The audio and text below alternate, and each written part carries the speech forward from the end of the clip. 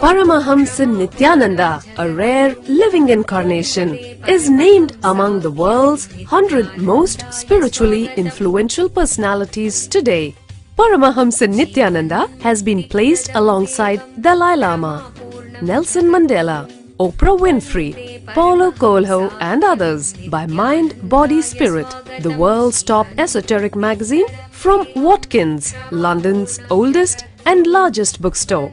A yogi by birth, he has been expressing his power of enlightenment since birth. He has authored more than 500 books in Tamil and English. Translations of these books are available in 26 languages in Telugu, Kannada, Malayalam, Hindi, Sanskrit, Gujarati, Oriya, Bengali, Marathi, French, Malay, Polish, Portuguese, Italian, German, Danish, Spanish, Russian and Chinese. He is also an exemplary speaker with over 10,000 hours of profound life solutions through his discourses. Social services such as Annadan, free medical care, free educational services with ashrams, schools, temples, hospitals established in more than 140 places around the world, offering exceptional services. A powerful spiritual healer who has healed millions of people of diseases from migraine to cancer.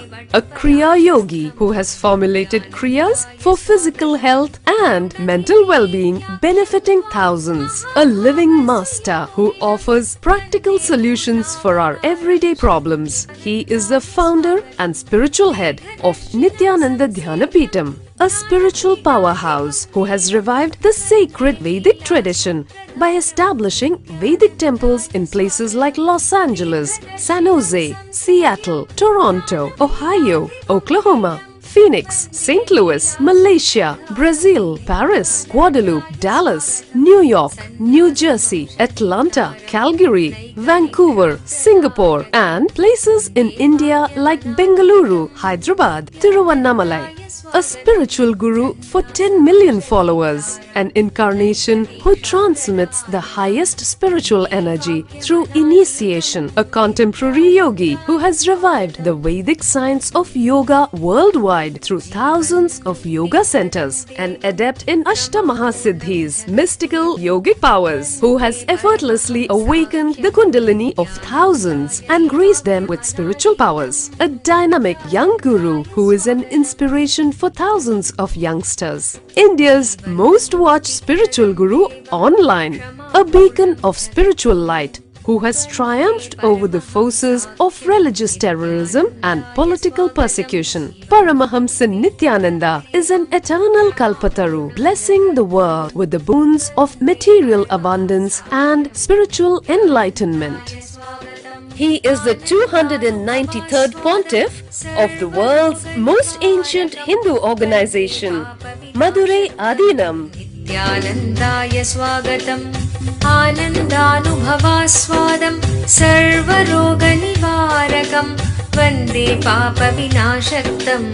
Nityanandaya swagatam, nityamuktam nirvikalpam, dhyanaloka pradipakam, vande shantamayam bandham. Nityanandaya swagatam, anandagandha sancharam, sarvopadhi vinirmuktam.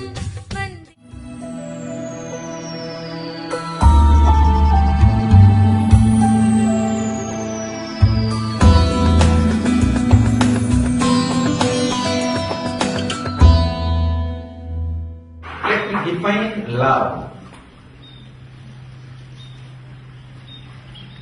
Love is not anyway related to two physical structures. Love is not anyway related to even your own physical structure. It is not even related to the mental qualities you carry. It is related to awareness you carry. Please understand.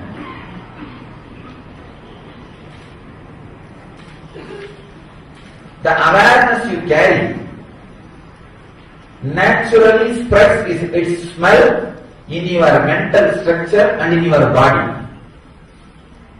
So,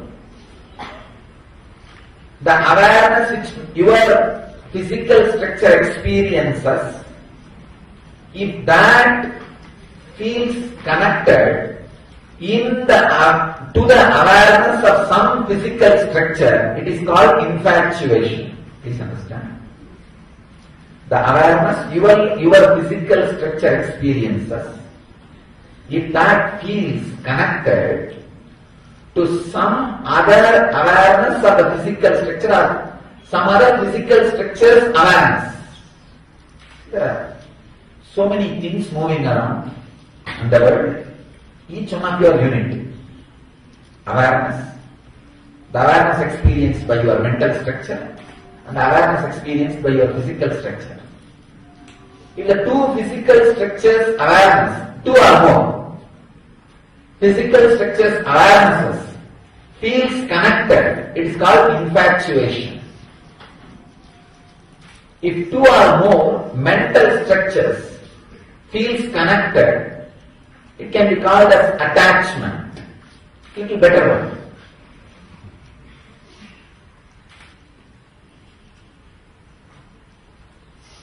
If one or more awarenesses, of course it's funny, you can't say awareness cannot have one or more. Directly just overlaps each other. You can't even call it overlap. Just flows into each other. It's called love. Two physical structures, if they feel connected, if their awareness feels connected, it's called infatuation. One or more mental structures, if they feel connected, it's attachment. When awareness overlaps beyond the physical and mental structures, it is called love. Now, scan all your relationships with this understanding. Suddenly you will see all the problems related to your love, relationship, friendliness, possessiveness, worry, everything will just disappear.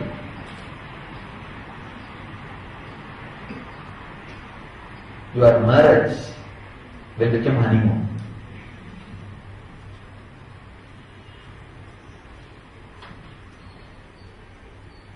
It will become beautiful, living relationship.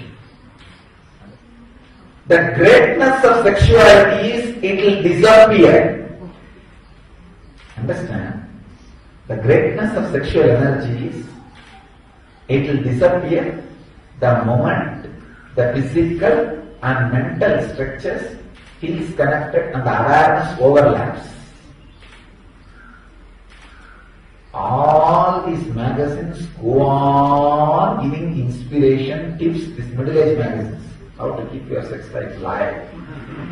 10 tips, 20 tips, 30 tips.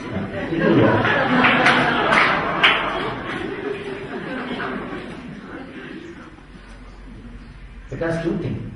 Either the distance becomes too much, means that awareness in the physical structure and awareness in the physical structure is not feeling connected. The distance is more. Or awareness in the mental structure and awareness in the mental structure is not feeling connected. The distance is more.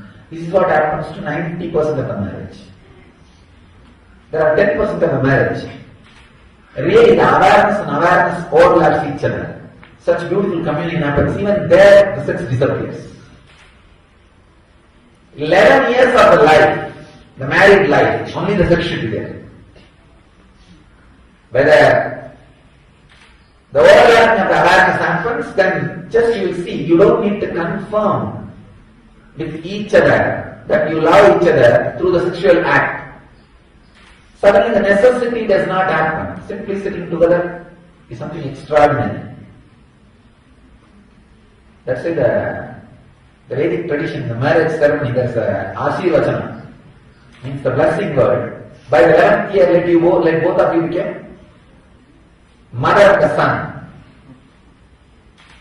father and daughter.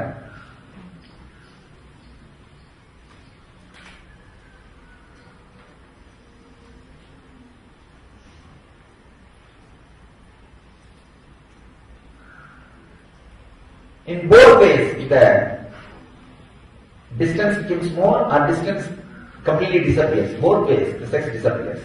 Just either sex is like a liquid, fluid, either it freezes cold like ice or it evaporates like a steam.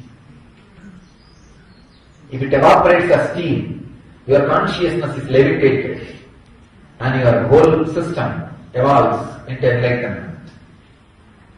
It becomes cold, frozen, ice, you are caught in the ice bars. Understand this definition of love.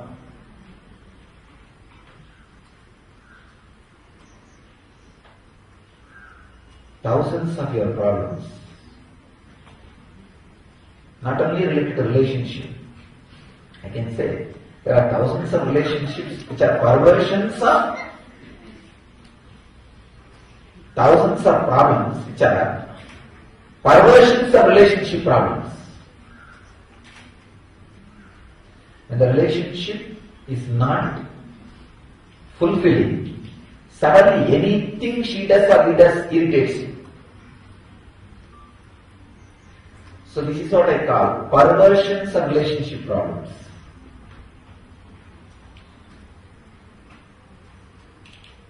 If you know the real love, even intellectually, you will start radiating healing energy. Healing does not mean just you will put your hand on somebody who is some way sick and that person will come out of the leg pain, stomach pain or headache or cancer. Put your hand on your own head. Heal all the headaches you have and you give to others. This is the healing stick I am giving to all of you. Understanding about love. Feel this understanding in all your relationships. Sit and scan. What is my relationship with my father? How is it? What is my relationship with my mother? How is it? What is my relationship with my spouse? How is it? What is my relationship with my brother? How is it? What is my relationship with my friends? How is it? What is my relationship with the world? How is it?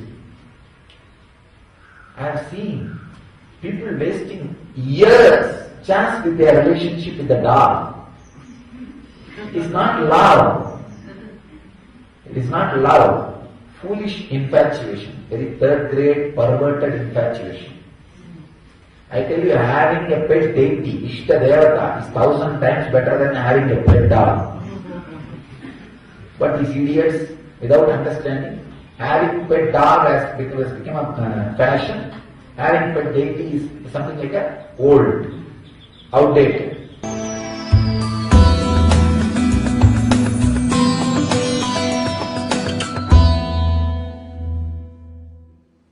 Our healing process is based on love.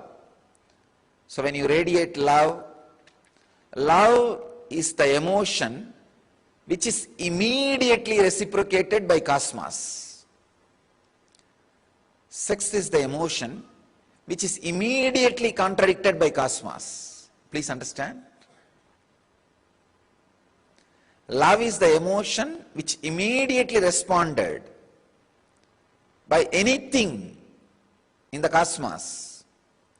When you feel love, within few moments you will see it comes back to you from the cosmos.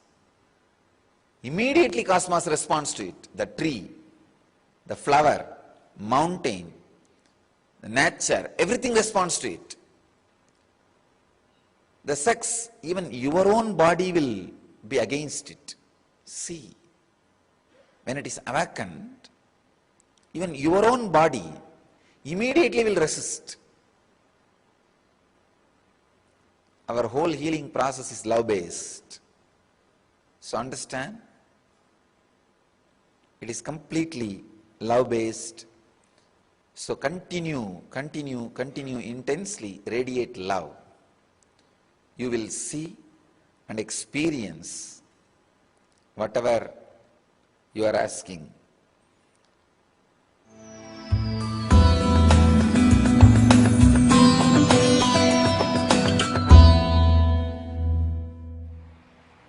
Love is today's subject.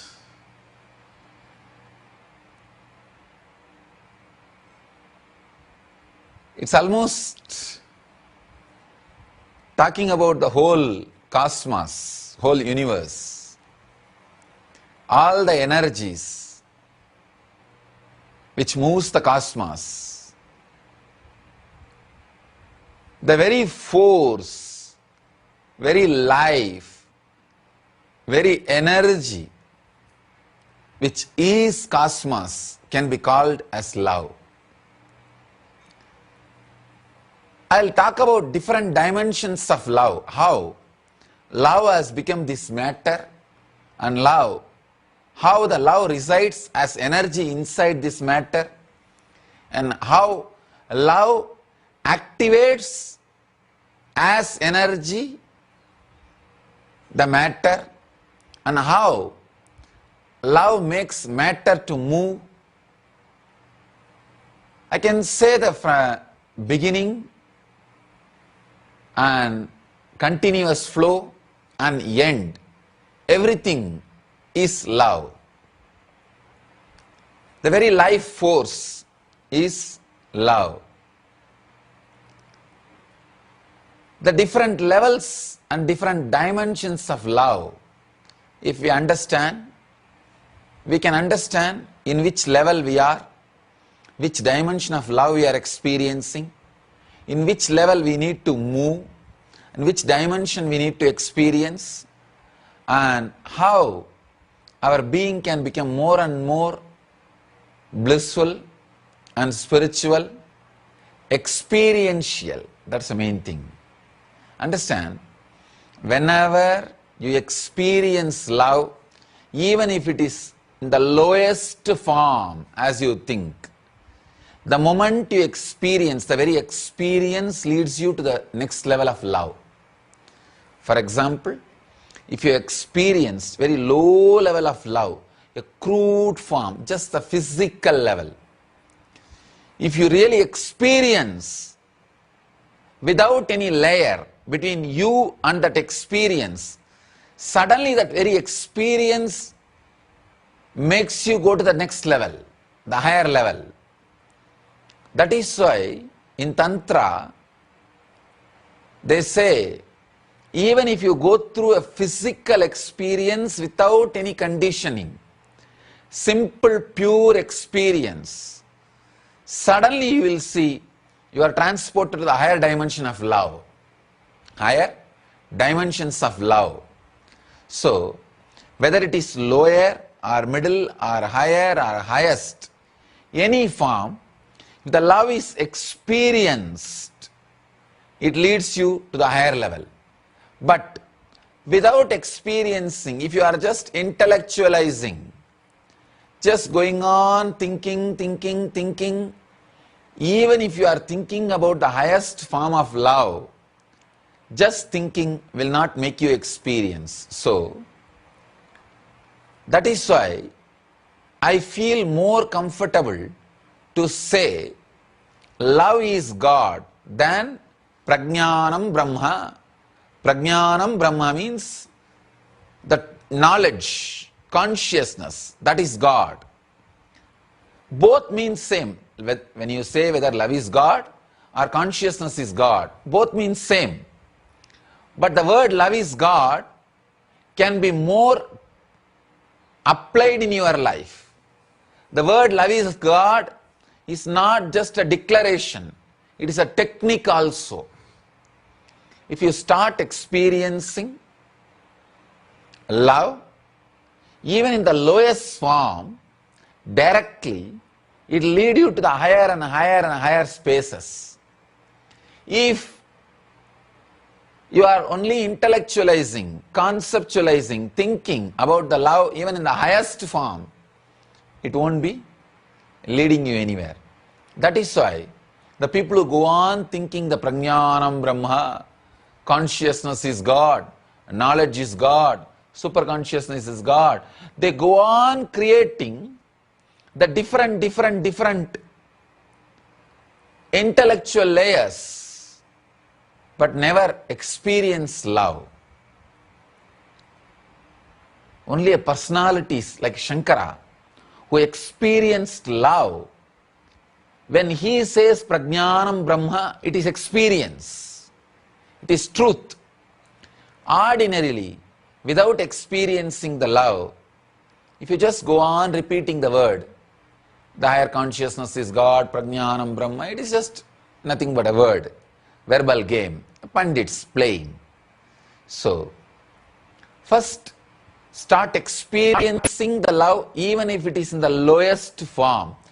Whatever form it is available in your inner space, start living it.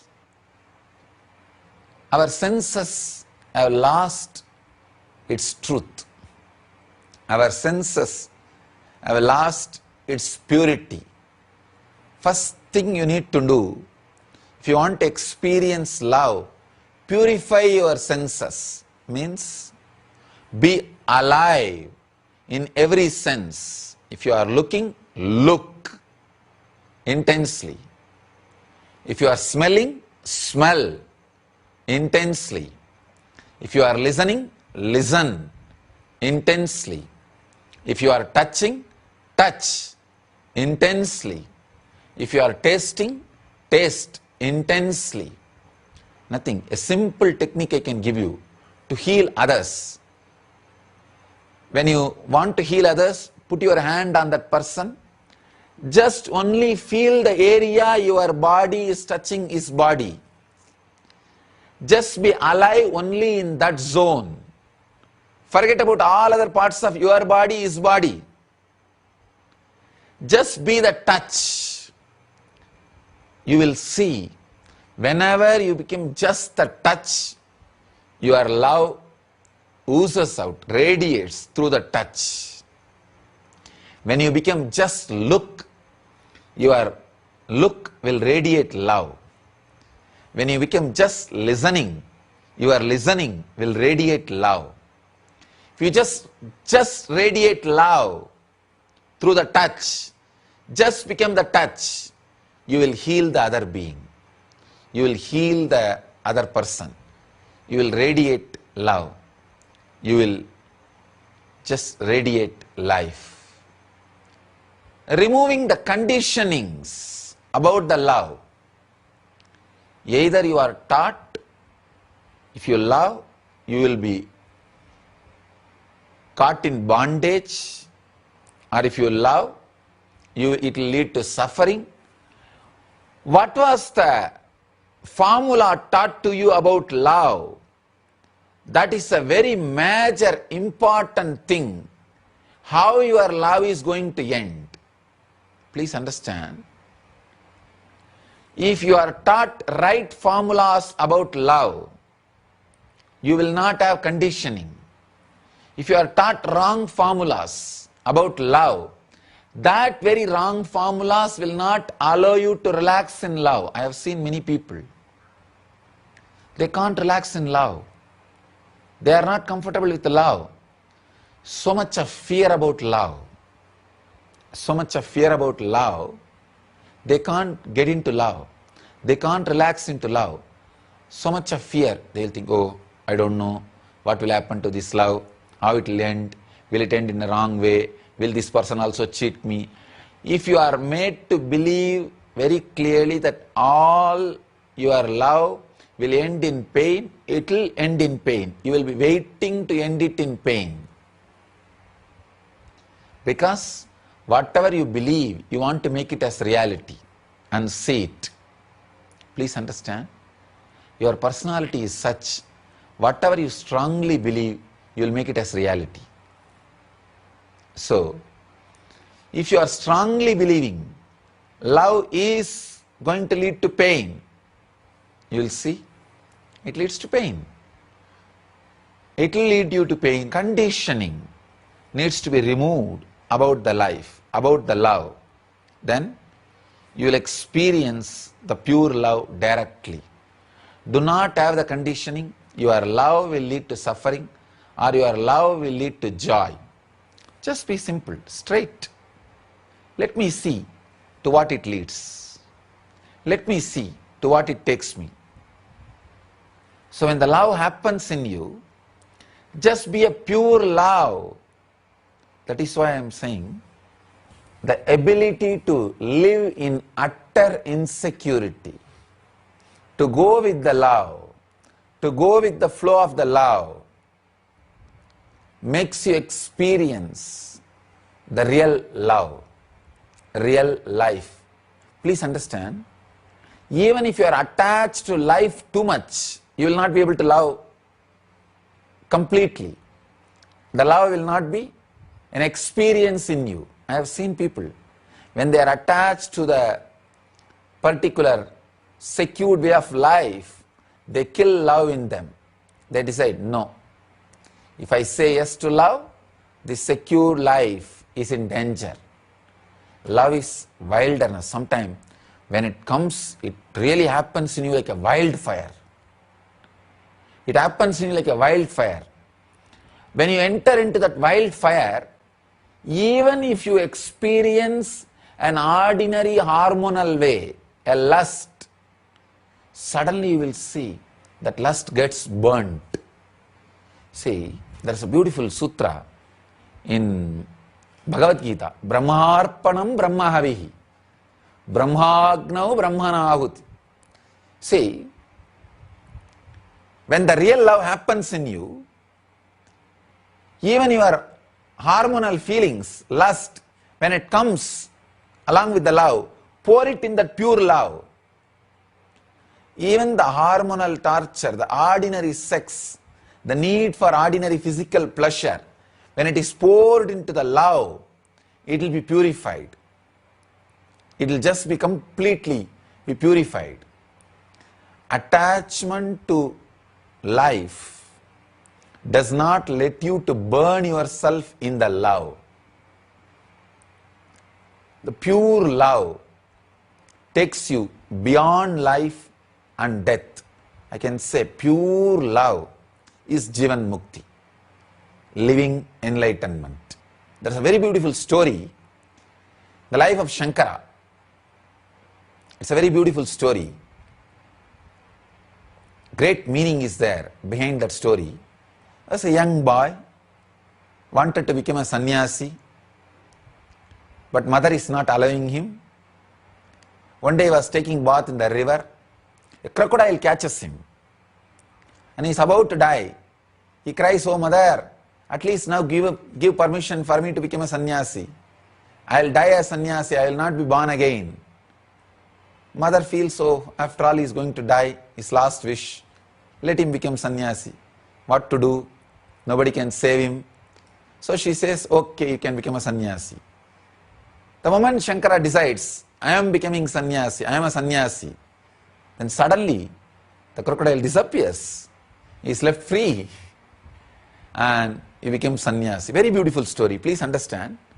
The meaning behind that story you need to understand. Mother is attachment to life. Mother is the attachment to life. Please understand. Life in the very lower form. Very lower form. Because the mother who is not allowing a son to become a Jivan Mukta, sannyasi, means she wants to possess him.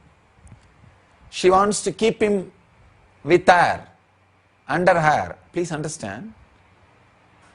The mother's womb may be very cozy, safe, great place to grow your body. But after 9 months, if you continue to stay there, it is neither good for you nor good for the mother. When time comes, you need to come out. Same way, psychologically, when time comes, you need to move out. You need to take your own responsibility. Mother who does not want to deliver the baby physically is harming the baby. Same way, mother who does not want to deliver the baby, psychologically is harming the baby. Mother, the attachment towards life, an ordinary attachment towards the life. But his love for enlightenment means the pure fire of love is so strong, he is waiting for the situation. Then death happens in him. Means, please understand, whenever a small attachment for life tries to possess the pure fire of love, the love feels it like a death. Possessiveness is death for pure love. When somebody tries to possess the pure love feels it like a death. That is why whenever you try to catch the bliss, try to possess bliss, your hands will be empty. Beautiful breeze. If your hands are open, it will be on your body. Try to catch the breeze. You will have only empty hand. The possessiveness makes love feel like a death. That is what is that crocodile. Crocodile and the mother are both one and the same. Two different dimensions. The pure love feels the attachment to the small life as death. Then when both are in front, the pure love says, both of you now decide, who want to have me? Either the death can have me or attachment to life can have me. Both are actually one and the same. If the attachment to life, if the possessiveness takes over the love is dead. So if the possessiveness is taken over, if the possessiveness takes over the love, if the love is taken over by the possessiveness, it is death. So Shankara says, at least in death, allow me to be as I am. He requests the possessiveness. He requests the attachment to life.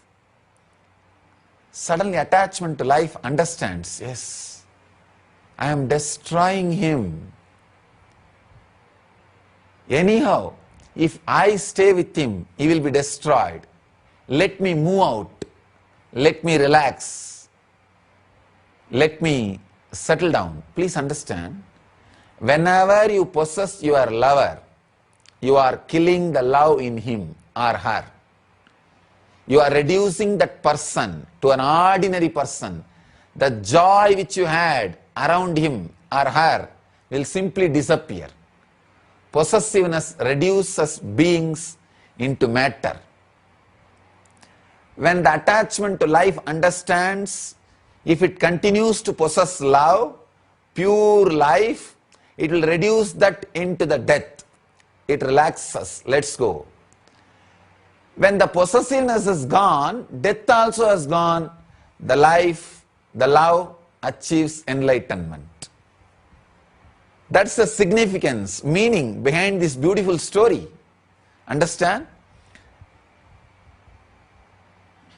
It's a very beautiful story. Just see, when mother says, all right, you can become sannyasi, I'll lose my possessiveness over you, I give you the freedom. Suddenly death disappears. Crocodile is not there. Death is not there. When you take the possessiveness away from the love, suddenly love becomes enlightenment. When you take your conditionings away from the love, love becomes enlightenment. If you have any conditioning about love, love will lead to lust, or love will lead to suffering, or love will lead to joy, love will lead to bliss, love will lead to pain. Even if you have the conditioning, love will lead me to God. Drop everything. Drop all conditionings. The first level you will see, love will lead to joy. That is the Muladhara level. Next, love will lead to safety, security. That is the Swadhisthana level. Love will lead to peace. That is the Manipuraga level. Worry-free life. That is the Manipuraga level. Love will lead to more and more love. Energy. That is the Anahata level. Love will lead to bliss. That is the Anya level. Love will lead me to God. That is the Sahasrara level. But all 7 are conditionings. Drop all 7. Love will not lead you to God. Love is God. The moment possessiveness, attachment for life is lost, death is lost, love is enlightenment. Love is God. As long as you think, even the idea, love will lead you to God, it will not. You are caught. So drop all conditionings about love, all statements about love. Make your body ready, pure to experience love in any form it happens in you. First thing, make your mind ready to experience love without any conditioning as it happens to you. You will see love is God. Love is enlightenment. Love is Jivan Mukti.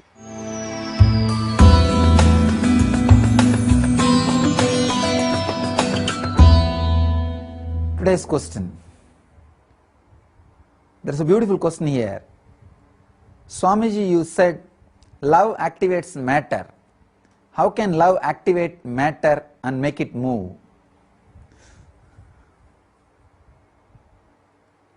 Love really infuses energy into whatever it is directed. Please understand. If you direct love towards anything, whether it is a person or matter or plant or animal, anything, it gets infused with energy. There is a beautiful story connected to Paramahamsa Yogananda that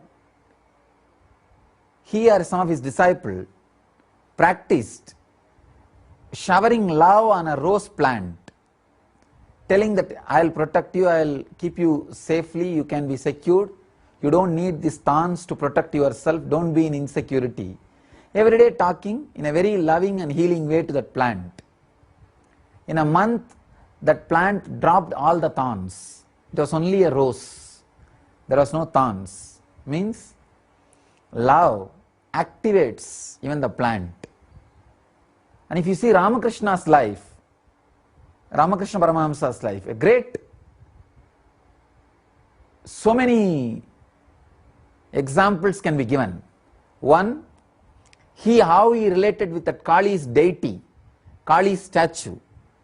It is not a statue for him anymore.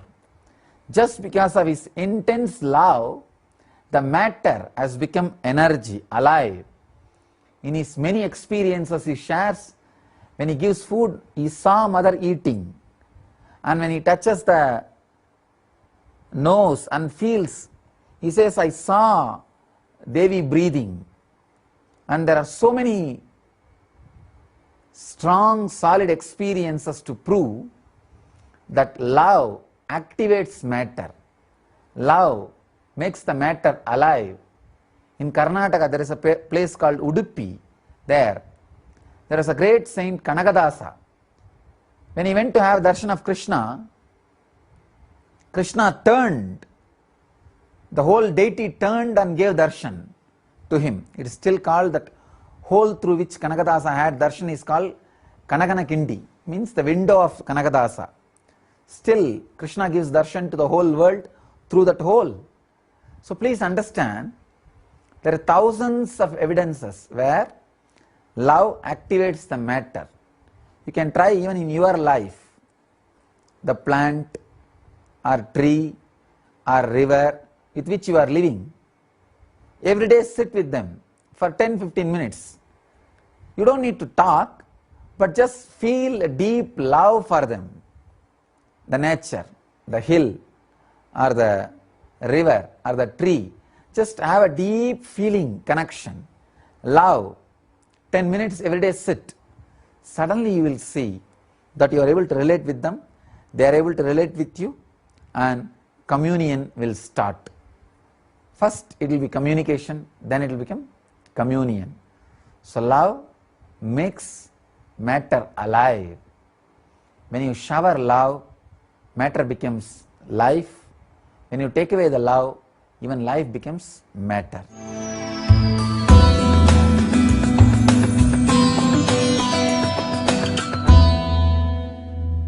There's another one small incident happened.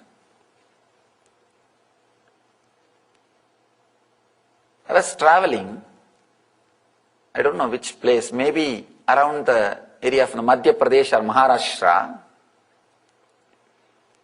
There was one small tree, and under the tree the 3 bricks which is used for construction is kept with turmeric powder applied on it and some puja being done. Usually in the evening time when I rest, I'll search for some brick for the head to keep the head and lie down. I saw that area, nobody was there, just the 3 bricks were there, and I did not know that it was being worshipped by some villager as a deity. And I just picked up that brick and put it for my head and lie down. And really, in 10 minutes, one village guy, elderly person, is running towards me. His house was maybe 1 mile away. He ran towards me, and when he came near me, he understood I am a sadhu. Because I was a sadhu, he did not beat me. He told, "Do you know, this is Shiva, I worship. He appeared in my dream and told that you are lying on him." Truth, really. Understand? So that's why I came here. And he brought a small pillow. That's another beautiful thing. He brought a pillow. Lie down on this pillow and leave him there. Put that murti back. From 1 mile, he was lying down in his home. He says, "I had a dream. Shiva told me that one sadhu is lying on me. Take that." And he brought the pillow and told me to put the brick the other side. We don't know who all are having connection to what all. Just this deep love for that ordinary brick, which is used for construction, can create a telepathy power in him. Understand? I read an article. American army is trying to develop telepathy power to use during the war times. They are doing some research and development to use this telepathy, sending message through the mind. Understand? Ordinary villager, just his love for a brick. Of course, I'm afraid to use the word brick again now. He may get a... I don't think he is dead. Only that elderly lady was dead. I don't think he is dead because I never tried to trace him also. Anyhow, just simple love to the ordinary looking brick can create such a deep telepathy connection between him and Mahadeva. Then understand, between him and Shiva, this ordinary brick is acting like a cell phone. You can't imagine the way in which that guy ran towards me and the way in which he was shouting at me. Just because I am a sadhu, he left me. Otherwise, I would have had the puja. The puja from him. Just I want all of you to understand the power of love, the power of simple love. People who cannot experience, understand the space of being in love with the Master cannot understand the truth. That's why I always tell, we are not cult, we are a culture. Understand, there is a big difference between these two. There is a big difference between these two.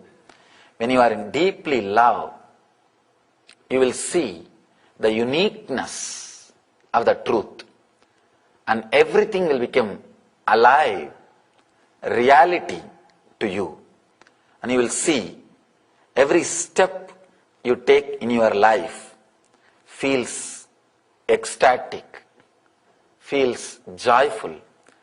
I cannot imagine from 1 mile somebody running with a pillow saying that you are sleeping on my God.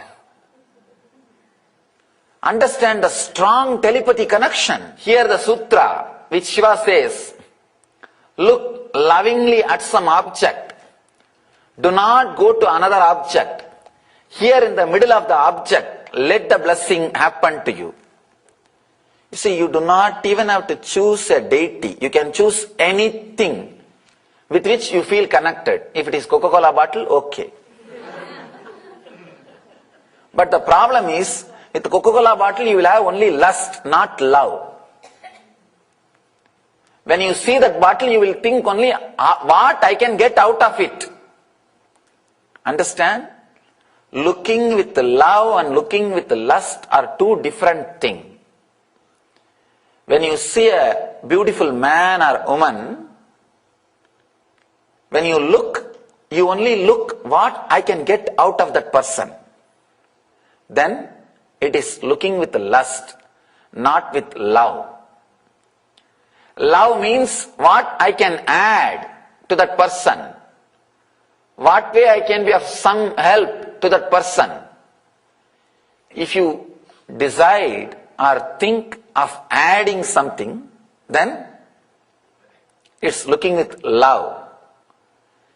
The moment you see and you start calculating what I can get out of that person, it is looking with lust. Understand? Looking with love, looking with lust, two different things. Here Mahadeva says, not only two different things, diametrically opposite. Diametrically opposite. Here Mahadeva says, look lovingly at some object. If you use the divine objects, it is lot more easy, because the possibility of lust is less. Possibility of love is more. From the young age you are taught to look with a love and respect. So it is easy to connect. It is easy to relate. Have any one deity or the photograph of the God or Guru. Try to look with a deep love without moving to the other object. Understand? That is the main. That is the basic thing. Do not move to the other object. The moment you start jumping to the other object, you are tired of this object. The love has disappeared. Understand? As long as love is there, that object is unique, not number. Not number. For example, if you are just a worker, maybe a clerk or a attendant, just a clerk in the office, if you die, nothing will stop. Somebody else will come, replace you. The job will continue, life will continue. You are just an utility, number, figure, that's all. But if somebody is in love with that same clerk, if the clerk dies, that person will never be again the same. Wherever you are just a number, even if you die, that mechanism will not suffer. Wherever you are in love with some object or person or somebody is in love with you, you become unique. Naturally, your death cannot be replaced. That person will miss you. That person's life will never be the same again. Love makes things unique. Love makes things unique. The other day, we were having an energizing ceremony here in the temple. All the Swamis, all of us are sitting and before preparing for the ceremony. One disciple, she asked me, Swamiji, every day you are seeing us, all our mistakes, confusions, are you not bored by us? It was a very honest question. Because they know, sometime I tell them, do some new mistake, I will be entertained. Not the same mistakes. Because even to commit new mistakes, you need intelligence.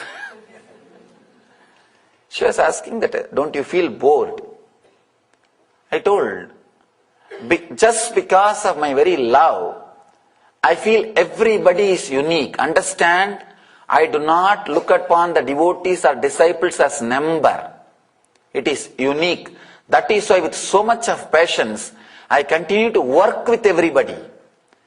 If it is just a number, forget about it. Next person will do the work. Over. Devotees or disciples are not number for me. Because of my love for them, they are unique. Everybody is unique. Of course, I never miss anybody. Just because of complete fulfillment. But otherwise, everybody adds something. Everybody is welcomed, is expected, is needed, is wanted, is required to be here. Every individual is unique. Same way, when you are in love with the Master, he is needed, he is unique. When that love is not there, one more Swami, we can go to the other Ananda. What is there? If you just type only Nityananda, at least 200,000 websites are opening. Just Nityananda. If you type Swami Nityananda, I don't know how many million websites will open. And if he is not, then some other Swami, that's all. If you are a number, you can be replaced. If the love, element of love comes to play between you and the other person, you are no more a number. You are unique being. Irreplaceable. Unique being. Love adds life even to the person. With love, the person is a spirit, life. Without love, the person is reduced to a thing, utility. Without love, when you look at somebody, a beautiful man or woman, and planning for what I can get out of that person, you are reducing him to a thing, not as a being, as a spirit. Only when you look at that person with a love, he is a spirit, he is a living being. When that love is not there, he is a thing. That is why, whenever people look at you with lustful eyes, you feel repulsive. It looks ugly. You just cover yourself. You just hide yourself. You want to move out of that place. Whenever somebody looks at you with a deep love, you just feel like being around that person continuously. Even if you get only one glimpse, one eye contact with him, you will be waiting for it. You will be just waiting for that one contact. Just waiting for that one glimpse, one look. It's a love which adds value to the uniqueness.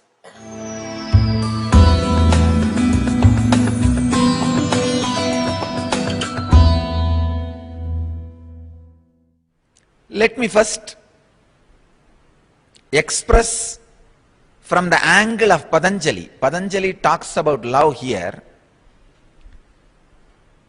for the sake of samyama. Please understand, he gives us as technique He says, do samyama on these great qualities and excel in them. Through this, he approves the expression of love. And he instructs all the yogis to excel in love. He makes this as a technique, a powerful expression of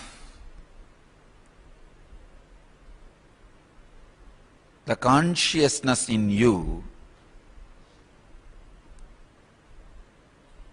when it penetrates your blocking low mood logic and expresses itself in spite of your logic. It is called love. Understand? Inside you, there is an intense superconsciousness constantly waiting to break through your body and express itself. But your secured low mood logic, which goes on saying, no, no, no, you will be exploited, you will be exploited, you will be exploited. If you are so open, so alive, whoever goes around you will exploit you. Physically, mentally, economically. Men have a fear women will exploit economically if they are too loving. Women feel if they are too loving, men will exploit them physically. Both of them feel if they are too loving, others will exploit them emotionally. So always the fear, if you are loving, you will be exploited. Very dangerous. So there is a certain logic in you which completely bans you from flowing. I want all of you to know, your life is like a river. Only two ways of life exists. One, the river which is embanked, the river which is dammed. Embanked means don't completely stop, use it properly, only tell the river where it should not go. That's all.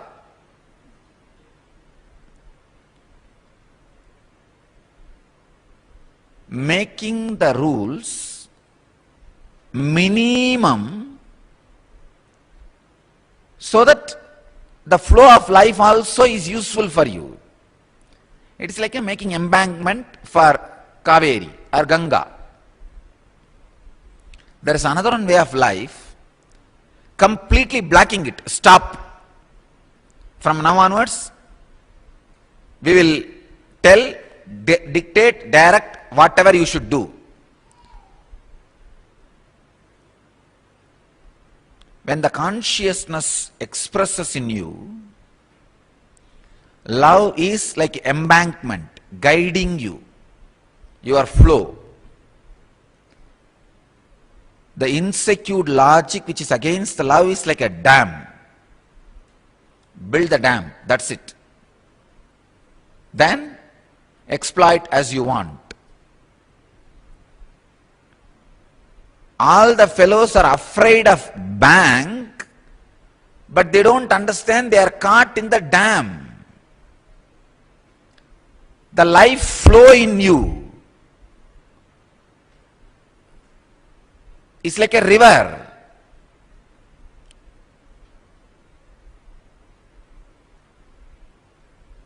If you are afraid of love, you are afraid of the embankment happening around you. True, embankment also does some restrictions, but the fear of love, the secured logic which denies love, which goes on talking and creating ideas against love in you is a dam.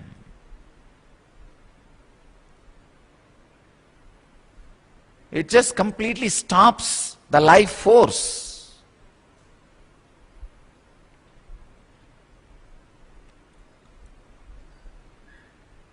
Not just the shining in the eyes, even the shining in the skin changes when you stop the flow of love in you.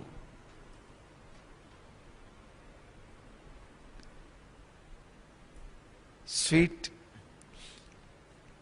experiences of love constantly reminds you when you open up. I am not talking about only romantic love which is towards one person.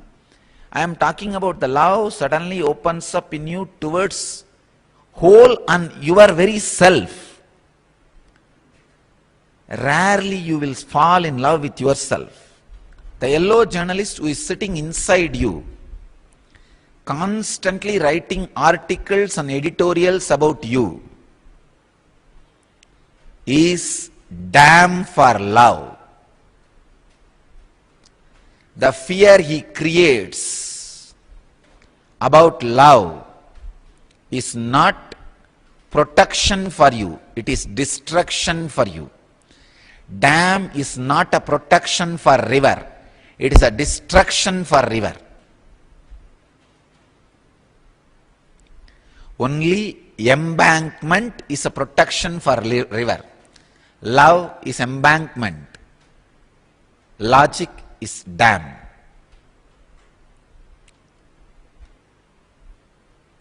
Do samyama on love.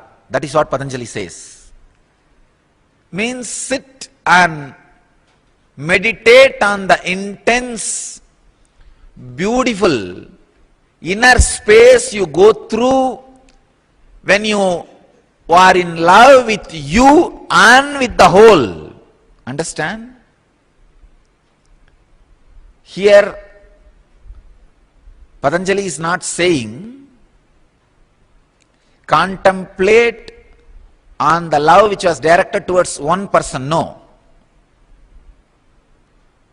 When at some time you just feel so good about being you, being who you are, but it happens very rarely. That's a big problem. If you are feeling deeply good at, wow, I am really worthy. I am really worthy of what I am. I am really worthy of life.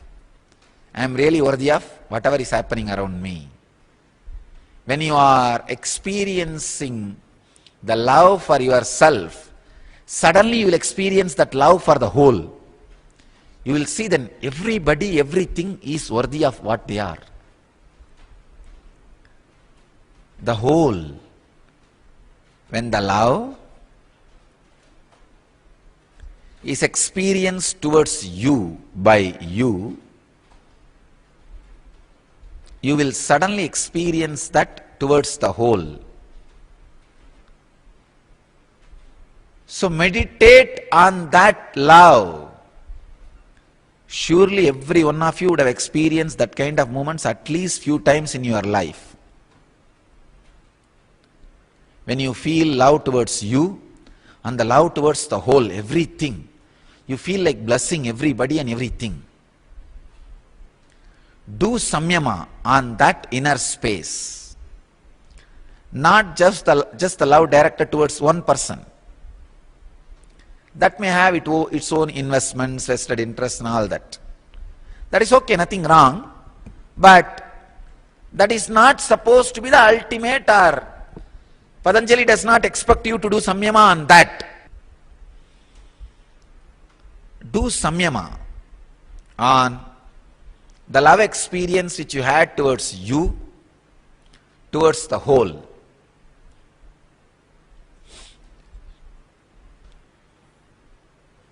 You will just excel, radiate those qualities. Not only that, you will be able to transmit those qualities by your very presence. The word, very beautiful word,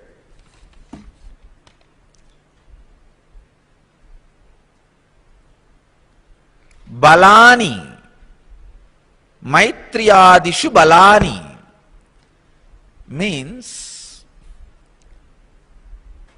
strength.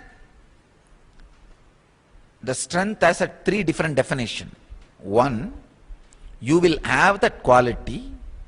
Second, you will be able to transmit that quality to others. Third, you know how to have that quality as a strength for you. He is not saying doing samyama and love will make you weak. No. I have seen many people claiming their weakness as love. No. Love will be out of strength, and it will make you creative, alive. Balani, Patanjali uses the word strength, friendliness and love. When you contemplate on it, do samyama on it, when it starts expressing, it will be a strength, because you will be in love with you and the whole. Second, you will be able to transmit it. Third, you just know how to use that as a strength, power.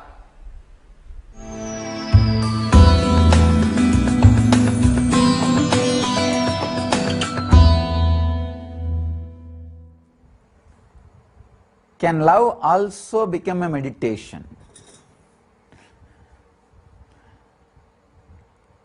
Only love can become meditation. Without the component of love, any technique you do will be dry, dull. You will not be able to continue more than few days. I have seen people doing this technique, that technique, but not more than few days. Only with a deep love, even a technique become meditation. Please understand, technique is not meditation. Technique becomes meditation when the love is added. When the love is added, anything you do is meditation. When you are floating in love, you are in meditation. Real meditation will awaken love in you. The real love will awaken meditation in you. There are two different names. When your soul, with its pure energy, flows through your senses to the outer world, it can be called as love. The same energy, when it flows inward, it can be called as meditation. Whether it is love or meditation, from same source, same energy, same purity. Love should become meditation. Meditation should become love. Please understand, from my own experience I can say, the time I spent with Arunagiri Yogeshwara in the physical form, maybe, I don't know, around 9 months, from summer vacation to the end of the year, around April, March, April, that time to end of the year.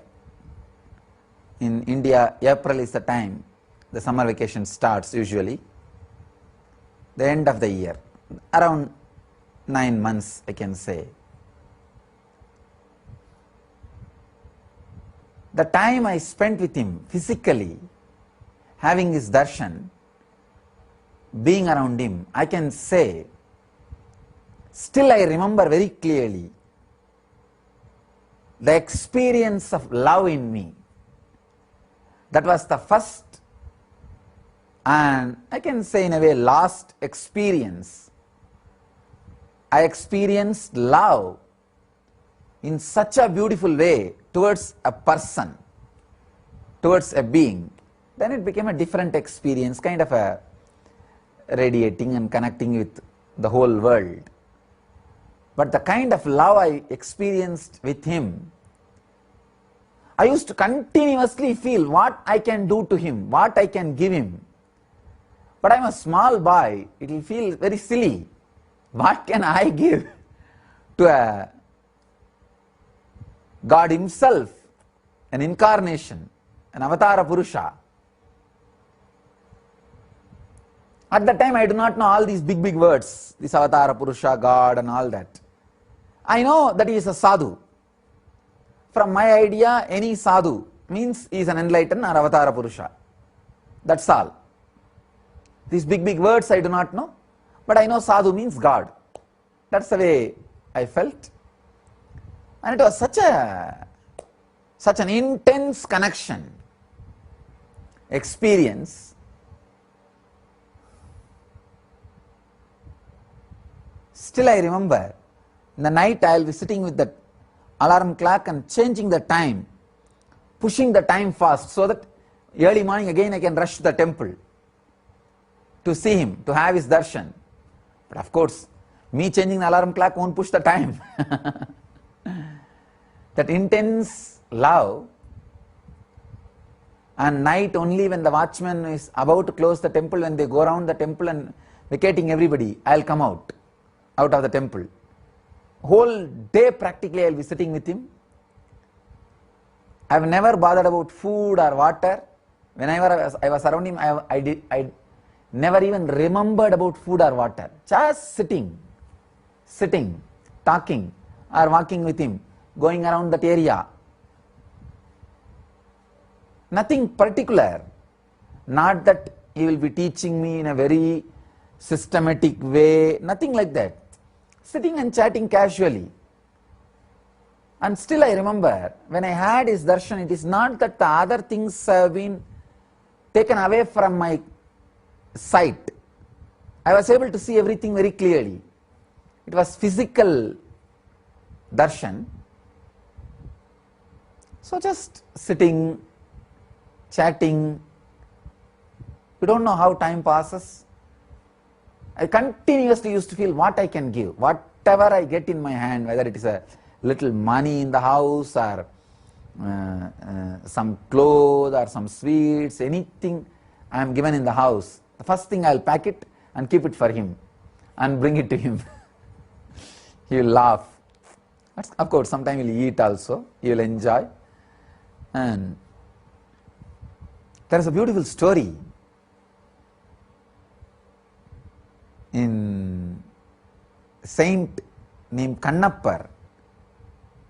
It's a very beautiful story. That saint, he sees a Shivalinga in a place called Kalahasti in Andhra Pradesh, and he just falls in love with the deity. He is just in love with the deity, with Shiva.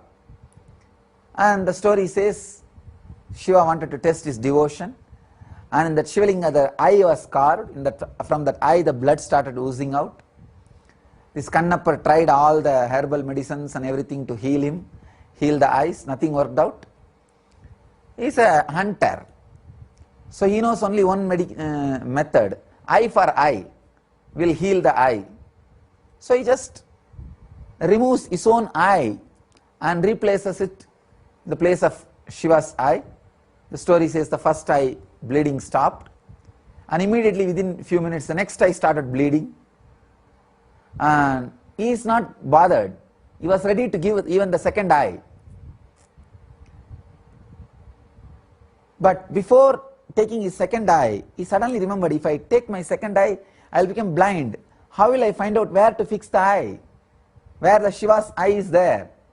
So he puts his leg on the second eye of Shiva as a mark. Then he removes his second eye to fix on the Shiva's eye. At that moment, Shiva appears and gives darshan and gives him enlightenment and Shiva Padavi. Shiva Sayujya, we call it, means becoming one with Shiva. Very beautiful story. The love became meditation. That love for Shiva, whole day he was living in meditation. That is why he just feels, what can I give, what can I give, what can I give? I can understand that Kannappar's feeling Because I went through that same feeling with Arunagiri Yogeshwara. It was such a strong experience.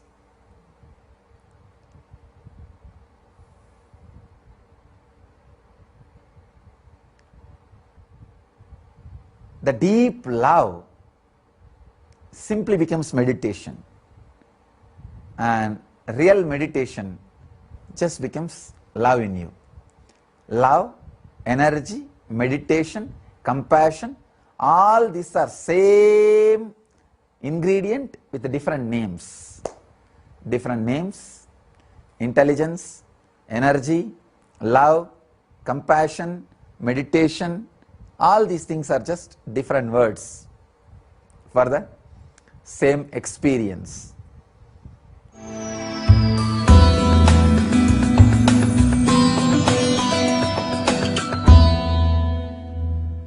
Try to go and sit in front of any one deity which you really love, or any other object which you really feel loving. Sit in front of it. Look very deeply, lovingly. Just become look. Let your consciousness be completely centered on your eyes. Let your hand, leg, body, everything lose its very existence. Let you forget about all those things. Let everything disappear. Let you just become eyes. Look deeply with a deep love for few minutes without jumping into the other object. If you jump to other object, come back. Get back. And just sit with a deep love, completely in a relaxed way. You will see a very deep silence, very deep bliss, very deep blessing starts coming out of your system. You need to understand one more thing. All techniques can lead only to peace. When the peace settles inside your system, bliss will explode. Do not expect the bliss which is being expressed or shown in my body language. Meditation will lead you only to peace. And when the peace settles inside your system, when your nerves are cleaned, when your nervous system is cleaned by the peace, the settling peace, the bliss will explode. You will start expressing the bliss which is expressed in the master's body language. Try this meditation technique with any one deity with a deep love and silence. Let the blessing happen to you. Let the blessing happen to everyone. Welcome to Inner Awakening, the most powerful personal transformation retreat you could ever experience. In just 21 days, thousands are already experiencing the shortest route to constantly high energy levels, visible anti-aging, healing of chronic diseases, fulfilling relationships, and higher states of consciousness. What is the secret behind this transformation?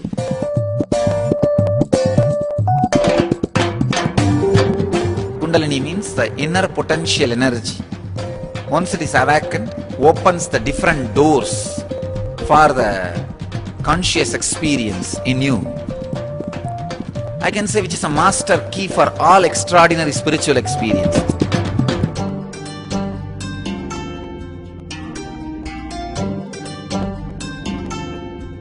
This extraordinary program is conducted personally by Paramahamsa Nityananda in the vibrant atmosphere of Nityananda Dhyanapitham Ashram.